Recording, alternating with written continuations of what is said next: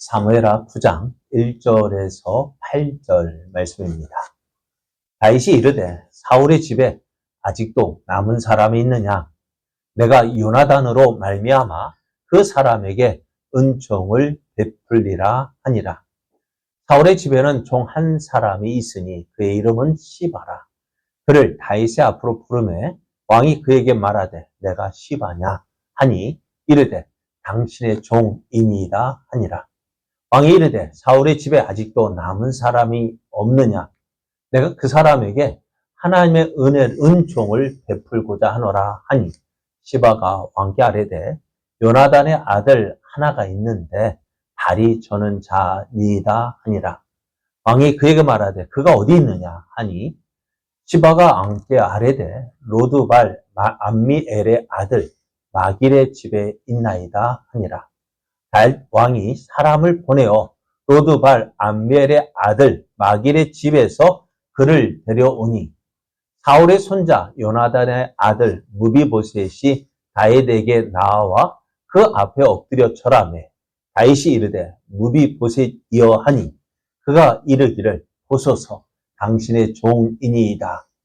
다윗이 그에게 이르되 무서워하지 말라. 내가 반드시 내 아버지 요나단으로 말미암아 내게 은총을 베풀리라. 내가 내 할아버지 사울의 모든 밭을 다 내게 도로 주겠고 또 너는 항상 내 상에서 떡을 먹을지니라 하니 그가 절하 이르되 이 종이 무엇이기에 왕께서 죽은 개 같은 나를 돌아보시나이까 하니라. 아멘. 할렐루야. 할렐루야. 하나님의 크신 사랑과 은혜가 기대되는 은혜로운 주일 아침입니다. 이렇게 은혜로운 주일 아침에 하나님을 기뻐하여 예배 자리에 나오신 여러분에게 하나님께서 예배해 놓으신 풍성한 은혜가 넘쳐나기를 예수님의 이름으로 축복합니다. 축복합니다. 옆에 계신 분과 함께 인사할 때 하나님은 성도님을 사랑하십니다. 성도님에게 좋은 것 주시길 기뻐하십니다. 그래서 성도님은 복의 사람입니다. 네, 오늘 우리에게 주신 하나님 말씀을 통해서 하나님의 부르심에 순종하는 사람이 하나님의 복을 누립니다. 하나님의 부르심에 순종하는 사람이 하나님의 복을 누립니다. 이런 제목으로 하나님 말씀을 증거하겠습니다. 다윗이 베들레헴 들판에서 양을 치던 아이였습니다. 그 아이가요, 이스라엘 왕이 될 것이라고 어느 누가 생각을 했을까요? 죄송합니다. 이 구례에서 난 잘 아이가 혹시 알아요? 나중에 눈물이 나올런지. 그래서 지난 주중이죠. 우리 구례고에 우리 제자교회 장학금 전달식이 있었습니다. 성적은 다른 애들보다 조금 떨어져요. 20등입니다. 20등을 주는데요. 등산에 드는 애들은 우리가 안 줘도 다 주니까 우리 뜻은 중간이지만 조금만 노력하면 될 아이들, 그 아이들에게 조금 격려하는 차원에서 장학금을 주고 있는데 지난번 8번째였습니다. 벌써 8번째 되었어요. 그래, 그 아이들의 장학금을 주면서 기대가 되는 게 뭐냐면은, 그래, 어느 누구도 알아주지 않아요. 20등 누가 알아줄까요? 그렇지만은요, 그 아이가 이번 우리 교회에서 주는 장학금을 받고 하는 이야기가 너는 할 수 있어. 너 조금만 노력하면은 20등, 조금 노력하면 앞으로 상위권으로 나아갈 수 있지만은 아무것도 안 하고 있으면 그냥 그 자리에 머물러야 조금만 노력하면 돼. 그렇게 이야기를 해 주었어요. 해마다 6명, 1학기 2학기 때 2명씩, 3명씩 6명을 만나니까요. 시간이 지나고 나면 그 아이 만나는 아이도 또 늘어나고 또 우리가 더 하나님의 은혜로 부흥되어지면은 지금 각 학년에 한 명씩만 주는데 혹시 알아요? 2명씩, 3명씩 줄런지? 그죠? 아니면 종교생에 줄런지? 하나를 바라보면서요. 아, 그래, 우리도 우리 구례에서도 큰 인물이 나올 줄 믿습니다. 그래, 그날을 기대하면서 씨를 뿌리고 있는데요. 그래요. 아, 어느 누가 알아줬겠어요? 어느 누가 기대했겠어요? 그런데 그 아이가요, 이스라엘 왕이 되었어요. 베들레헴의 들판에서 양을 치던 목동. 아버지도 그를 알아주지 못했고, 그의 형들도 알아보지 못했던 그 아이가 이제는 이스라엘 왕이 되었어요. 이스라엘 왕이 되고 보니까 어때요? 하나님의 은혜가 너무나 크고 귀하거든요. 아, 내가 베들레헴 들판에서 양을 치던 일개 목동이었던 내가 이스라엘 왕이 되었으니 어떨까요? 그 하나님의 은혜가 너무너무 감사한 거예요. 하나님께서 주신 은혜 너무너무 고맙고 감사해서 내가 무엇으로 보답할까 생각해 보다가 근데 자기는 최고급 백향목으로 지은 그 왕궁에서 살고 있는데 오늘 보니까 하나님은 천막에 살고 계시거든요. 아, 이건 아니다 싶어서 내가 하나님을 위하여서 성전을 지어 드려야지. 그래, 마음을 먹고 나단 선지자를 불러서 내가 하나님께 성전을 지어 드리고 싶다 했거든요. 나단 선지자도 참 좋은 생각이다. 그래서 제가 들어봐도 참 좋은 생각인 것 같아요. 그런데 그래서 나단 선지자도 하나님께서 당신과 함께 하시니까 당신의 좋은 뜻대로 행하라고 했습니다. 하나님께 물어보지도 않고 나단 선지자가 그렇게 대답했어요. 나단 선지자가 생각해도 이건 하나님께서 기뻐하실 일이거든요. 그죠? 그래가지고 저 다 해보십시오 했는데 집에 돌아가서 저녁에 보니 하나님이 나단 선지자를 불러요. 하나님 아마 정말 내가 언제 다윗에게 성전을 지어달라고 했냐? 하시면서 아니다라고 말씀하셔요. 다윗이 지어드리는 그 성전 건축 내가 허락하지 않겠다. 하지만 내가 다윗이 성전 건축하는 걸 허락하지 않지만은 내가 그걸 어떻게 하겠다? 받은 것으로 하겠다. 다윗은 성전을 건축하지 못하지만은 내가 그 성전을 받은 것으로 하겠다는 거예요. 그러면서 왜 하나님은 이 다윗에게 이 성전 건축을 허락하지 않았느냐?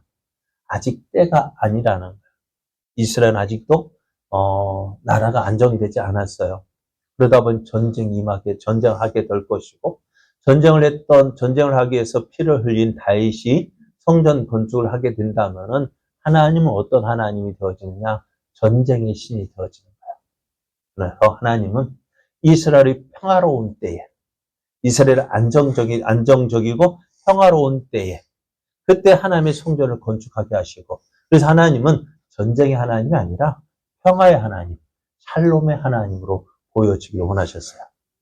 그래서 하나님은 다윗의 그 마음은 성전 건축은 허락하지 않으셨지만 그 다윗의 마음은 받으셨어요. 그리고 하나님께서 다윗에게 복을 주시는데 다윗을 큰 인물, 위대한 사람으로 만들어 주겠다.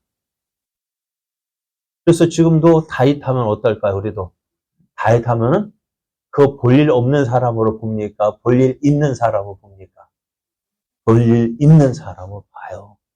본받을 만한 사람이 되어져요. 그래서 이스라엘의 역사의 기준이 누가 되어지냐면요. 다윗이 되어져요. 이제 뒤에 우리가 열왕기 상이나 열왕기 사하, 역대 상하서를 보게 되면은 기준이 누구냐? 다윗과 같이 행했다. 다윗과 같이 행하지 아니했다라고 성경이 기록되어져요. 기준점이 누구예요?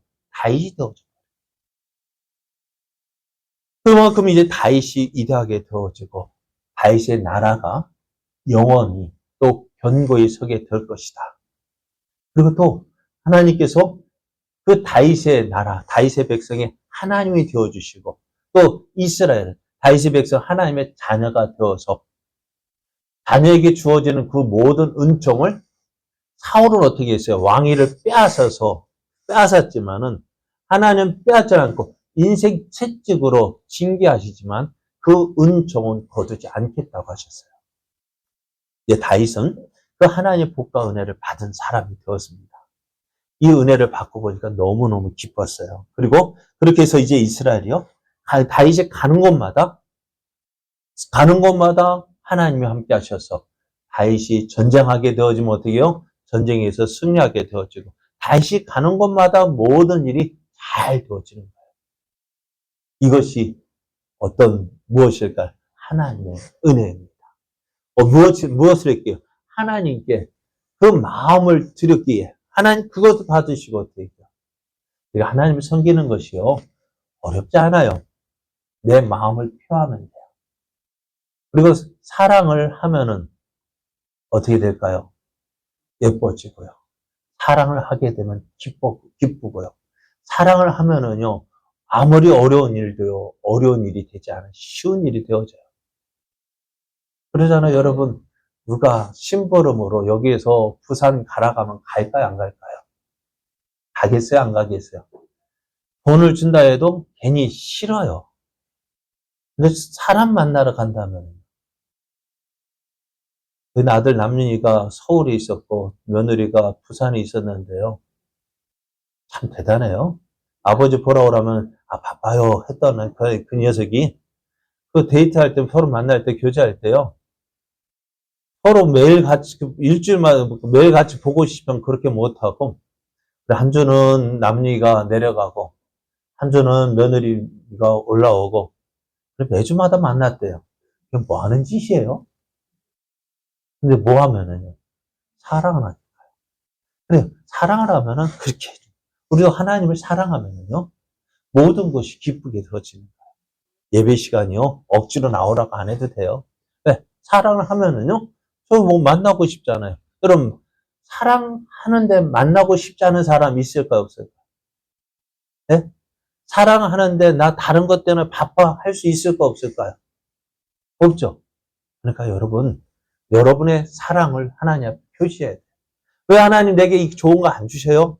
여러분의 사랑을 보여주세요. 여러분, 내가 하나님 이렇게 사랑해요. 물론 사랑하기 때문에 이미 가장 좋은 거 주셨지만 여러분의 사랑을 한번 표시해 보셔요. 다윗도 어떻게 하나님께서 주신 사랑, 그 주신 은혜가 너무나 감사해서 하나님, 내가 하나님 이렇게 사랑해요 라고 표시했더니 마음을 표시만 다 그건 어떻게 해요? 그렇다고 내가 하나님 성전 건축해야지. 마음 먹으시면 먹으십시오. 그래서 하나님 그래 허락한다면은 쉬우시고 그럼 마음만 받을게 하면 마음만 드리면 되고 그건 어떻게 그게 드리고 안 드리고가 문제 아니라 내 하나님께 내 마음을 표시하는 게 중요해요. 사랑을 해야 알아줘요. 갑돌이와 갑순이는 한마을에 살았더래요. 둘이는 서로 사랑을 했더래요. 그러나 마음뿐이지 표시를 해야지. 뭐까짓 거 했더래 하면은 깨지고 말아요. 하나님께 대한 사랑도요, 표시해야 돼요. 날마다 하나님 사랑합니다. 하나님 사랑합니다. 그 사랑을 어떻게 표시할까요? 먼저 만나기를 힘써야 돼요. 예배의 자리에 빠지지 말고요. 예배의 자리에 나오시고요. 또 이야기를 해야 돼요.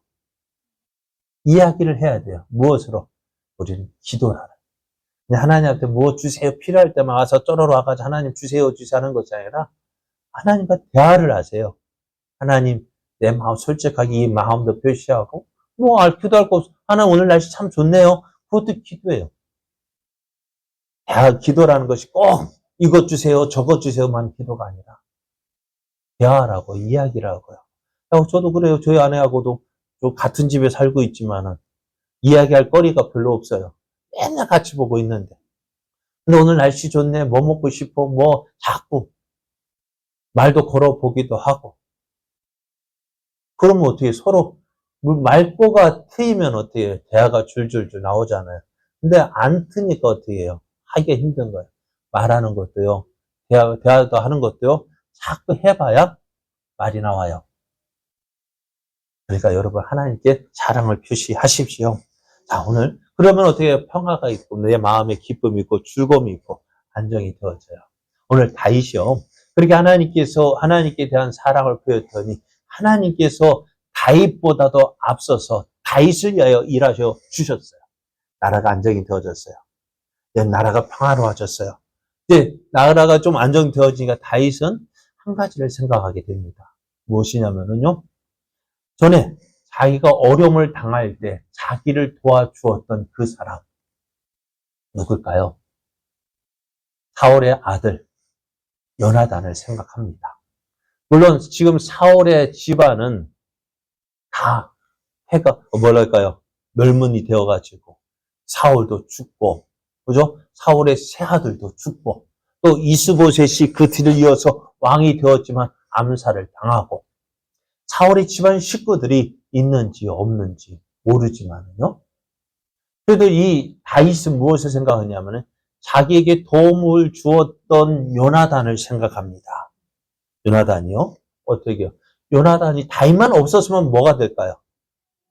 사울의 뒤에 왕이 될 상이야. 그죠? 왕이 될 사람이었어요. 그런데 누가 나타나서 다윗이 나타나니까요. 어찌 될까요?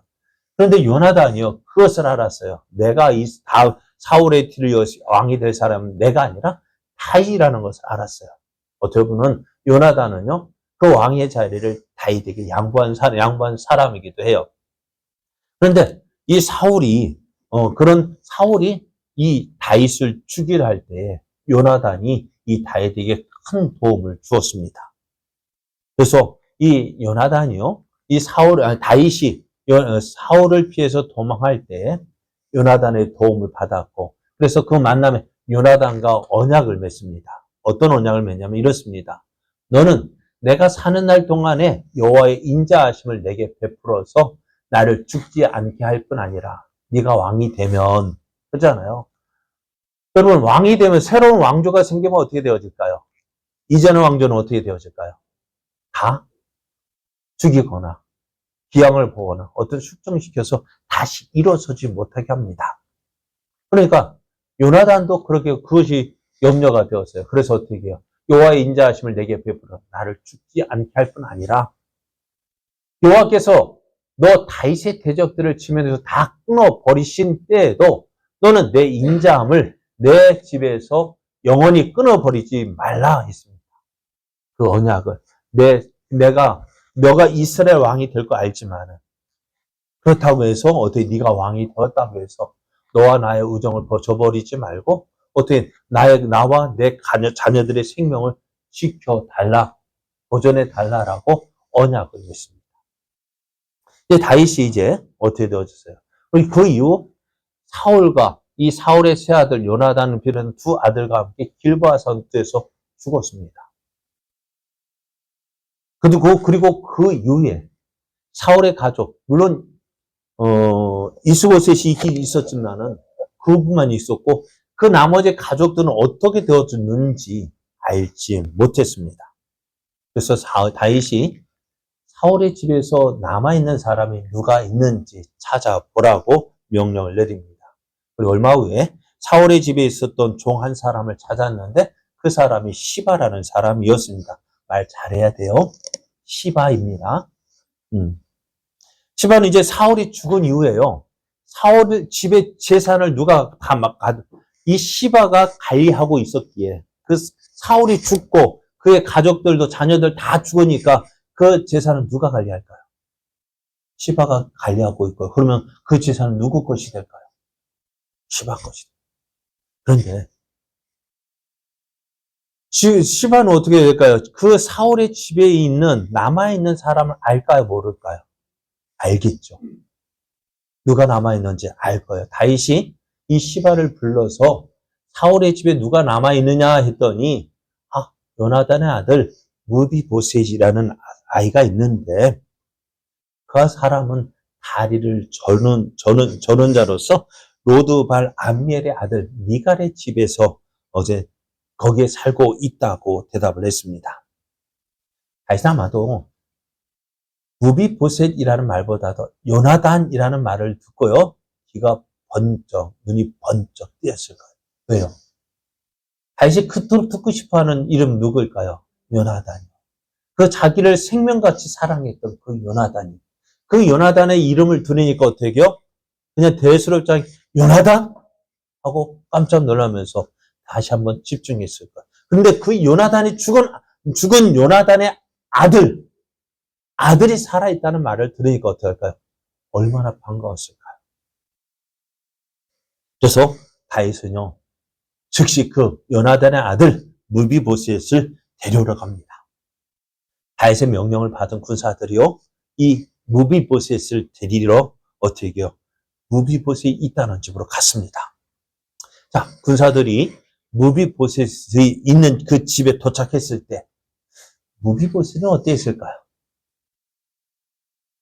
깜짝 놀랐을 거예요. 왜냐하면은 이 무비보셋은 누구예요?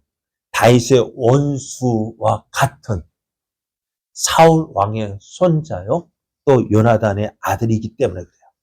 사골을 보면은요, 왕자라는 신분이 참 대단해 보이죠. 우리도 왕자 하면 어때요? 참 대단해 보여요.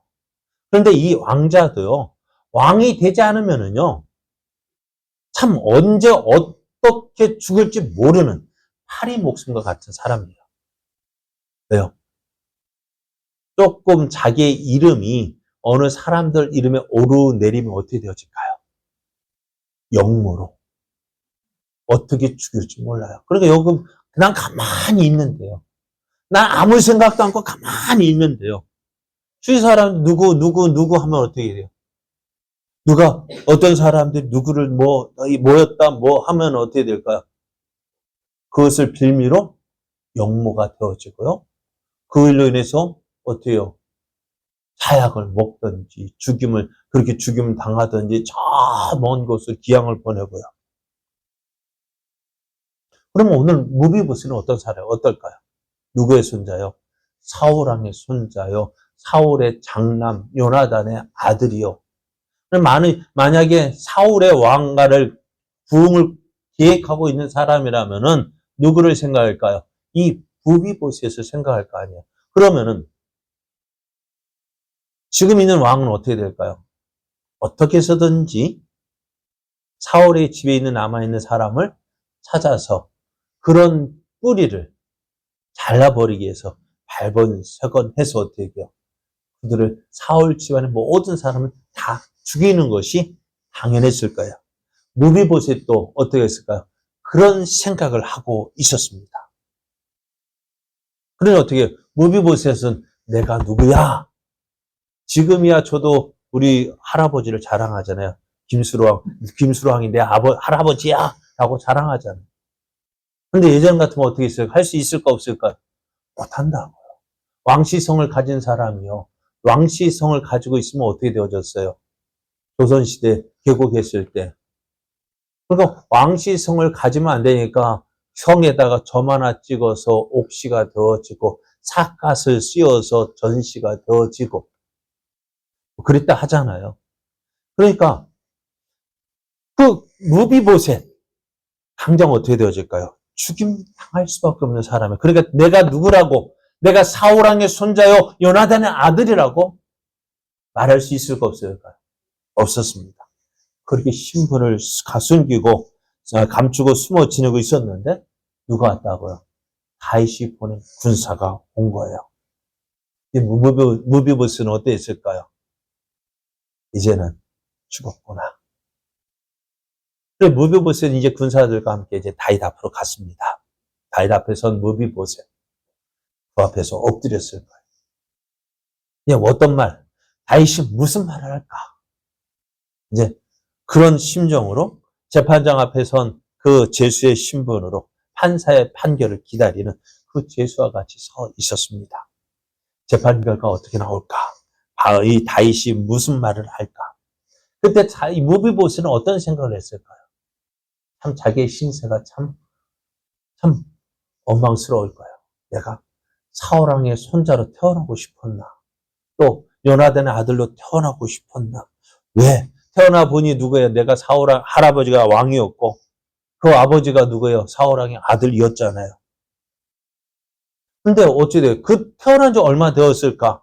태어난 지 얼마 그 왕의 손자로서 아무것도 누려보지 못한 채 길보아 전투에서 사울이 죽고 아버지가 요나단이 죽고 그 소식을 듣고 유모가 이 무비보셋을 데리고 가다가 그 떨어뜨려가지고 다리도 부러져가지고 양쪽 다리를 절개 만들어 놓고 그런 가운데 어떻게 해요? 겨우 생명만 부지하고 있었는데 거기에다가 이 시바라는 사람이요.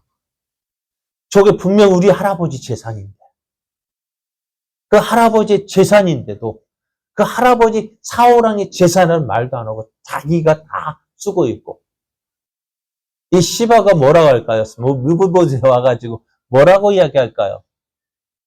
너 조용히 있어. 조용히 있어. 가만히 있어. 너 이 뻥끗하면 어떻게 되는 줄 알아? 어떻게 될까요? 너 네가 사오랑의 손자란 거 이마 뻥끗하면 어떻게 돼? 너 죽을 줄 몰라. 너는 아무 소리 하지 말고 가만히 있어. 그럼 사오랑이 재산이 있는데도 그 사오랑의 재산을 내 것이란 말도 못하고 그럼 지금 누구의 집에서? 남의 집에서 그냥 더불어 사는 거예요. 그러니까 그 신세가 어떠했을까요? 참 비참했을 것 같아요. 그러나 시바는 계속해서 너 그렇게 했는데 자 이제 다윗이 이 시바를 불러서 어떻게 해요? 야 사울의 집에 남아있는 사람이 있느냐 물을 때에 이 시바가 거짓말 할 수 있을까 없을까요? 근데 속으로 어떤 생각을 했을까요? 시바는 무슨 생각을 했을까요? 누구만 죽으면 이제 누구만 없으면 돼요. 무비보셋만 없으면 그 사울의 모든 재산이 누구 것이 돼요? 내 것이 돼요. 그죠? 기회 아니에요? 다윗 왕이 찾았어요. 야 사울의 집에 누가 있느냐? 그래 무비보셋 이 시바가 조금 주저하는 것 같이 하다가 무비보셋을 말했습니다. 왜요? 무비보셋만 죽으면 다 내 거. 그래서 그렇게 이젠 이야기를 했어요. 이제는 어떤 생각이지? 내 거다. 이제 내가 그렇게 바라던 그 재산, 사울왕의 재산 다 내 것이다. 라고 생각을 하고 있었어요. 자, 이제 무비보셋도요. 이제 모든 것을 포기한 채 다윗 왕 앞에 섰습니다. 이제 무슨 얘기를 할까요? 이제 다윗 왕이 무슨 말이 나오는? 다윗 왕의 그 말 한마디에 의해서 무비보셋은 살기도 할 거고 죽기도 할 것이고 말 한마디 어떤 말일까요? 네, 다윗이 무비보셋을 향하 이렇게 이야기합니다. 무서워하지 말라. 이게 무슨 말이에요? 지금 무비보셋은 다윗 왕 앞에 불러왔다는 그 사실만으로 두려워하고 있어요. 벌벌 떨고 있어요. 왜? 죽을지 모르니까요. 그래 죽을지 몰라서 무서워하고 벌벌 떨고 있는데 무서워하지 말라. 내가 반드시 내 아버지 요나단으로 말미암아 내게 은총을 베풀리라 라고 이야기합니다. 이젠 죽었다 생각하고 있던 무비보셋에게 다윗 왕이요. 너는 안심하라. 두려워하지 마라. 무서워하지 마라. 내 아버지 요나단으로 인해서 내가 너를 살려주겠다라고 이야기합니다. 그럼 사는 말이요. 내가 내 할아버지 사울의 모든 밭을 다 내게 도로 주겠고 또 너는 항상 내 상에서 떡을 먹을지니라 이야기합니다. 무슨 말입니까? 사울의 모든 재산을 어떻게 하겠다고요? 누구에게 주겠다고요? 무비에서 너에게 주겠다고요. 다 빼앗겼다고 생각했던 그 할아버지의 그 재산을 이제 누구에게 다시 너에게 돌려주겠다. 그리고 무비보셋을 어떻게 하겠다고요? 너는 항상 내 상에서 먹게 하겠다는 것입니다. 임금의 상에서 먹는 사람이 누굽니까? 왕의 가족들 아닙니까?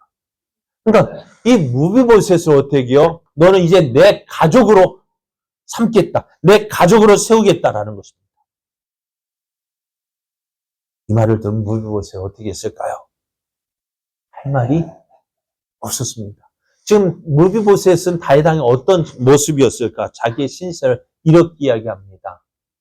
죽은 개 같은 나, 아무짝에도 쓸모없는 나, 이런 나에게 이런 은총을 베풀어 주니 어떨까요?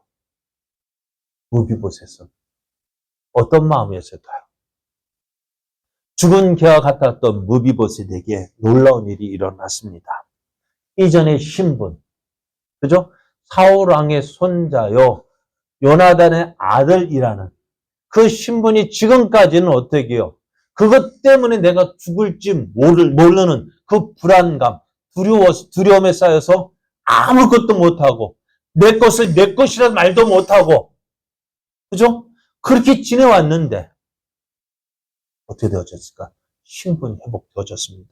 사울왕의 손자, 요나단의 아들, 무비보셋이라는 이 이름이요. 지금까지는 감추고 싶었던 거였지만, 이제는 어떻게 해요? 자랑스럽게 내가 사울왕의 손자요, 요나단의 아들이라고 다 자신있게 말할 수 있게 되어졌습니다. 뿐만 아니라, 이전에 할아버지 사울왕이 가졌던 모든 재산이 회복이 되었습니다. 자, 그런데요, 이 무비보셋, 이것이 회복되기 전에 어떤 삶을 살았어요? 개 같은 삶을 산 거예요. 그것도 산 개가 아니라 죽은 개 같이 비참한 삶을 살았습니다. 왜요? 이렇게 살지 않아도 되었어요. 그런데 무엇 때문에? 알지 못했어요. 깨닫지 못했어요. 그것이 무엇이었어요? 요나단과 다윗이 세운 언약이요. 앞에서 말씀드린 대로 너는 내가 사는 날 동안에 여호와의 인자하심을 내게 베풀어서 나를 죽지 않게 할 뿐 아니라 여호와께서 너 다윗의 대적을 지면에서 다 끊어버리신 때에도 너는 내 인자함을 내 집에서 영원히 끊어버리지 말라 하는 이 언약을 무비보셋이 알지 못했던 거예요. 이 언약을 알았더라면 어떻게 되었을까요? 이런 비참한 삶을 살지 않아도 되었을 거예요. 이 언약을 알지 못하니 어떻게 해요? 남의 집에 빌부터 살아야 됐고 자신이 누릴 수 있는 모든 재산이 내 것임에도 불구하고 어떻게 해요? 시바가 무비보셋을 잘 보살폈을 것 같아요? 아니면 내버려 두었을 것 같아요? 내버려 두었을 것 같아요. 자, 보세요. 그러면 시바가 어떻게 되어졌냐면요. 왕이 사울의 시종 시바를 불러 그에게 이르되 사울과 그의 온 집에 속한 것은 내가 다 내 주인의 아들에게 주었노니 너와 내 아들들과 내 종들은 그를 위하여 땅을 갈고 거두어 내 주인의 아들에게 양식을 대주어 먹게 하라는. 시바는 이제는 어떻게 사울왕의 재산은 다 내 것이라 생각했는데 이제 다시 어떻게 되어졌어요? 무비보셋의 종이 되었어요. 그리고 어떻게 해요? 그러나 내 주인이 그러니까 시바가 내 거라고 생각하고 했던 것이 다 어떻게 다시 무비보셋에게 돌아갑니다. 그러면 시바가 어떻게 지금까지 무비보셋을 어떻게 되었을까? 너 사울왕의 손자라고 말하지 마. 함부로 말하면 너 죽어. 그러니까 시바는 자기 것도 아니면 자기 것이 있냐.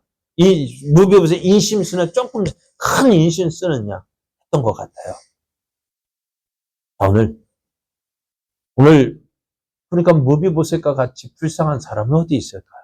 뭐만 알았더라면 다윗과 요나단이 세운 언약만 알았더라면 그죠? 그 계약서랄까요? 이것만 있다라는 걸 알았더라면 어떻게 했을까요? 이렇게 살지 않아도 됐는데. 그런데요, 이런 무비보셋과 같은 모습으로 사는 사람이 있습니다. 그 사람이 누굴까요? 오늘을 살아가는 우리들입니다. 하나님은 우리를 사랑하십니다. 그래서 우리를 위해서 독생자 예수님을 보내주셨습니다. 무엇을 위해서요? 죄인된 우리를 죄에서 구원하셨기 위해서요. 죄에 매여서 죽을 수밖에 없었던 우리들. 그래서 아무 소망도 없이 살아가는 우리들을 위해서 예수님을 보내주셨습니다. 하나님 우리에게 놀라운 선언을 하십니다.